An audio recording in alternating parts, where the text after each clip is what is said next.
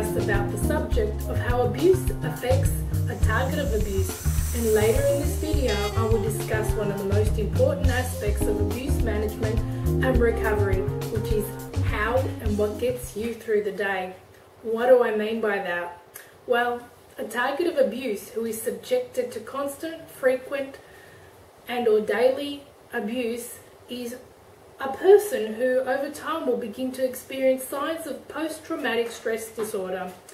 Post-traumatic stress disorder is a state of constant emotional and mental stress having occurred as a consequence of severe psychological trauma or injury, which consequently will manifest in sleep disturbance, flashbacks and vivid recall of the traumatic experience and render the target with states of anxiety and stress-related responses. This will affect the target's emotional, psychological and physical health over time. In order for the target of abuse to deal with and survive this type of traumatic exposure, the target must find ways of coping and managing with their situation. There needs to be a coping and management plan and strategy in place. The target may begin to, in time, to deteriorate in overall well-being if there isn't one. Their psychological and physical health will be undermined.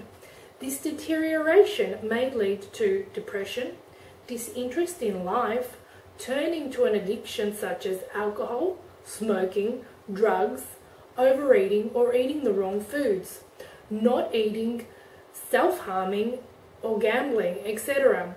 In order to cope with and pacify the anxious and stressful feelings the target experiences in relation to the abuse and the lasting effects of the trauma exposure.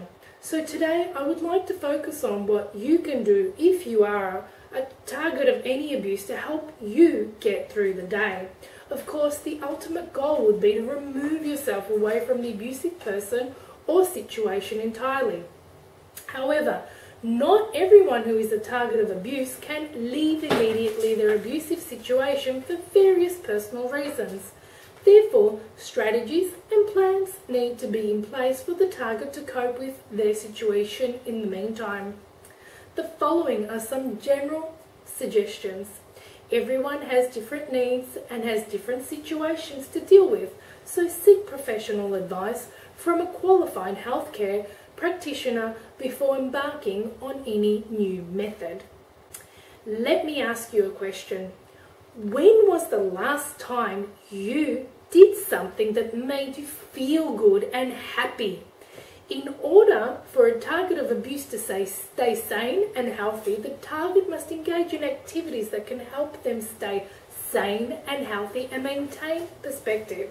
So of course that would lead the target needing to engage in an activity that would make them feel good.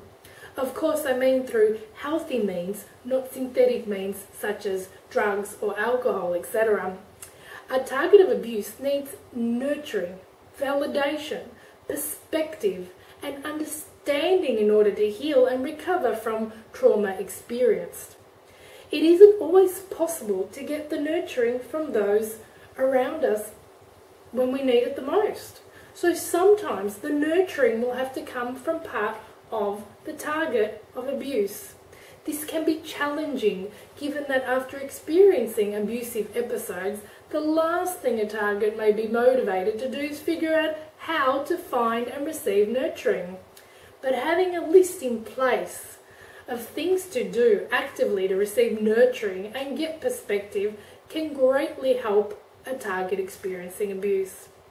A target of abuse frequently needs perspective because living or working with an abuser, by nature of the abuser's behaviour, they have a tendency to distort reality frequently and thereby disrupting the target's perception of reality or what actually did or did not happen in any given situation, also known as lying, crazy making and gaslighting facts and truths, essentially distorting the very fabric of reality.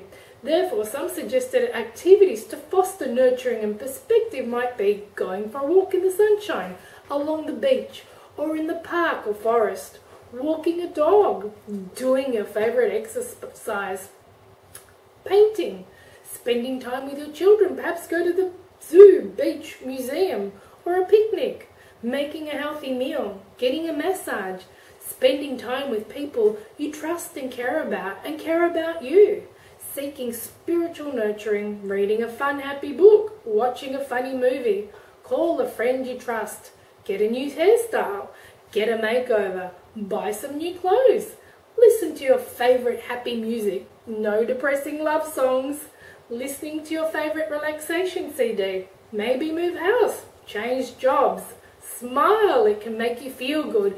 Even when you aren't feeling that way, it activates part of our brains that make us feel better. Help others, shelter animals or people in need. Sometimes helping others makes us feel appreciated and satisfied. Plan a day trip and get away. Go for a drive in nature or a place you'd like to spend time. Join a sewing or knitting group. Join a book club. Seek counselling. If you're a male, you could join a men's shed group. Look them up on the internet. There should be one in your local area. Learn to cook or join a cooking group. These are just some ideas to take you away and out of the abusive environment and essentially remind you that there is life out there where it isn't always abusive and scary, out there where it can be safe and happy and free, out and away from being hurt. Going out of your abusive environment and spending time in an environment that is totally not related in any way to the environment where you typically experience abuse is important. This could be a shopping centre, the cinemas, the library, the beach, the park, the forest, church. Being a target of abuse, you have to find what your safe place is. That safe place is where you go to when things get too much and you need a break to repair and to heal, to think, to make sense of it all. The best safe place is one outside of the environment you typically experience abuse in. But if you can't physically get away from your abusive environment, then have a safe place mentally inside your head where you can close your eyes and imagine this safe place and go there for a few moments, minutes or time to take a break and repair and heal, to catch your breath. This safe place may be a place you have been to in real life or somewhere you've always wanted to visit. Imagine that safe place now. What does it look like? What does it feel like? What does it smell like? What do you hear? Is it the ocean? The water gently splashing on the rocks? The smell of seaweed and salt and seagulls chirping? The gentle cool breeze gently brushing your cheek? The sun caressing gently your face? Whatever your safe place is for you, imagine it in times of need, in times when you just can't get away physically. So to summarise, finding what gets you through the day is really important. Spend some time thinking of ways you can get your dose of what gets you through the day and do those activities often to help you get through the day and onto your journey of healing. If you would like further information, please contact me or visit my website. Thank you for watching and have a great day.